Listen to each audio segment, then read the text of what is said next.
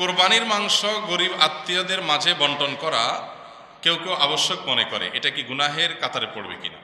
খুবই দরকারি একটা প্রশ্ন। এবং কোরবানির সামনে আমাদের কোরবানির গোশত, এটাকে আল্লাহ রাব্বুল আলামিন 3 ভাগে ভাগ করার জন্য আমাদেরকে উপদেশ দিয়েছেন। ফাআত'আমুল কানিআ ফাকুলু মিনহা, তোমরা কোরবানির গোশত নিজেরা খাও।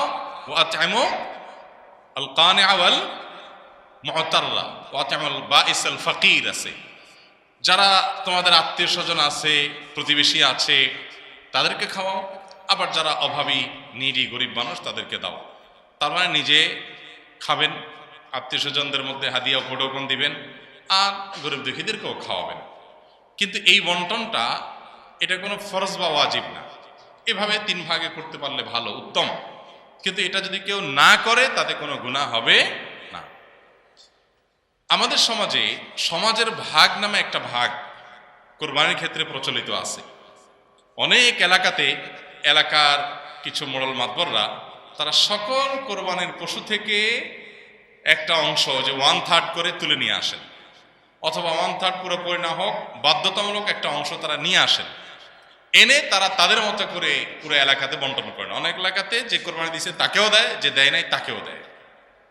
এখন এই সমাজের ভাগ নামে যে ভাগটা বাধ্যতামূলকভাবে কালেকশন করা হয়, সেটা কোনো অবস্থাতে জায়েজ না।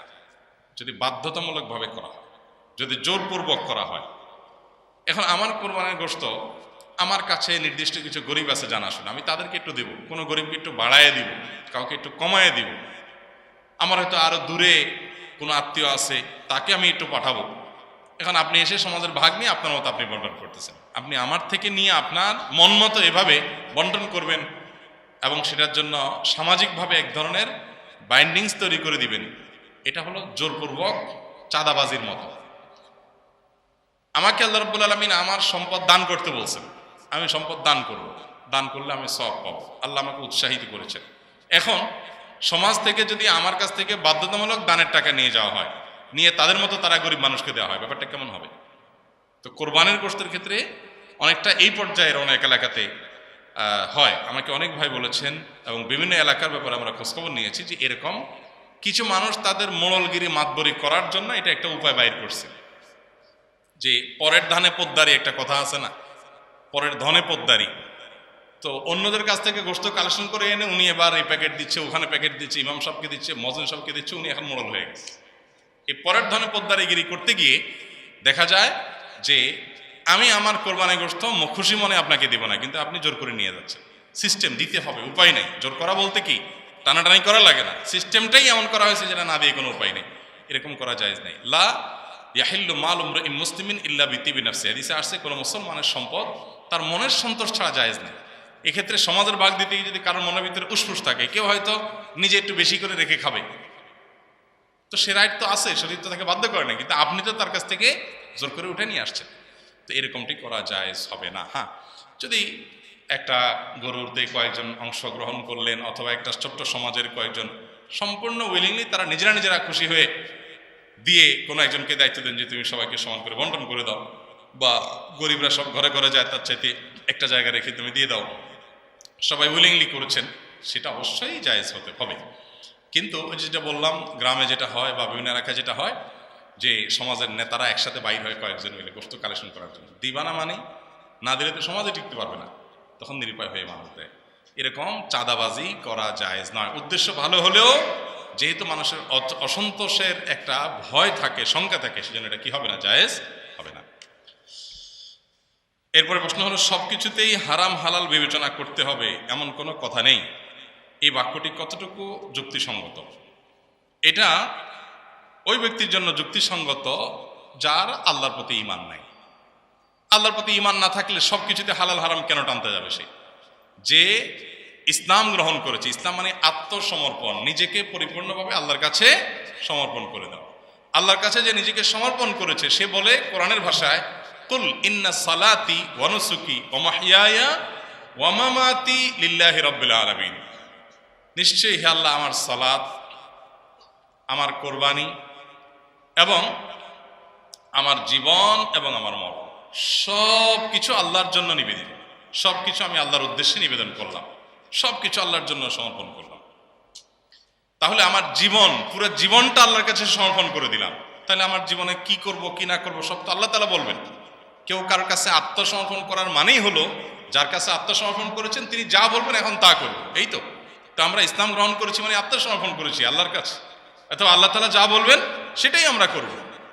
এখন সেখানে যদি আমি বলি না সব ক্ষেত্রে তো হালাল হারাম নাই, কিছু হালাল হারাম মানবো কিছু হালাল মানবো না, তো এইসব লোকদেরকে আল্লাহ বলেছেন উদখুলু ফিস সিলমি কাফা, তোমরা ইসলামে পরিপূর্ণভাবে দাখিল হও, কিছু মানবা কিছু মানবা না তা হবে না। আল্লাহ আরো বলেছেন আতামিনুনা বিবাদিল কিতাবি ওয়া তাকফুরুনা বিবাদ, তোমরা কি কোরআনের কিছু অংশের প্রতি ঈমান আনবা কিছু অংশ অবিশ্বাস করবা।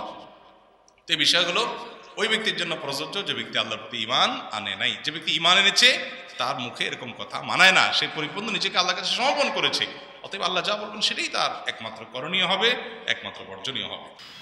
যদি দুজন মানুষ একসাথে কোনো পাপের কাজ করে, তার মধ্যে থেকে একজন তওবা করে, তাহলে কি কিয়ামতের ময়দানে অপর ব্যক্তির আমলনামা দেখানোর সময় তওবাকৃত ব্যক্তিকে দেখা যাবে কিনা দয়া করে জানাবেন।